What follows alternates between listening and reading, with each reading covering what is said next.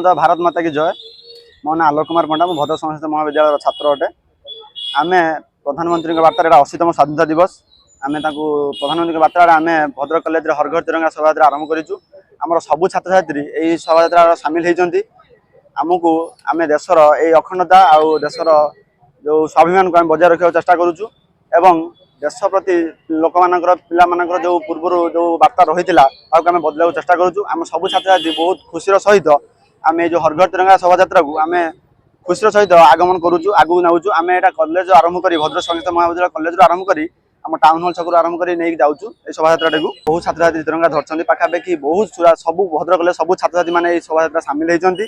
आज 80तम आम जो आग को स्वाधीनता दिवस आसूची उपलक्षे भद्रक संस्कृत महाविद्यालय पक्षर एवं केंद्र सरकार और राज्य सरकार हर घर तिरंगा योजना उपलक्षे आम आज भद्रक संस्कृत महाविद्यालय छात्र छात्री माने गोटे तिरंगा 100 फुट लंबार एक तिरंगा धरी तिरंगा रैली भद्रक संस्कृत महाविद्यालय टाउन हल भद्रक संस्कृत महाविद्यालय पर्यंत करूँ।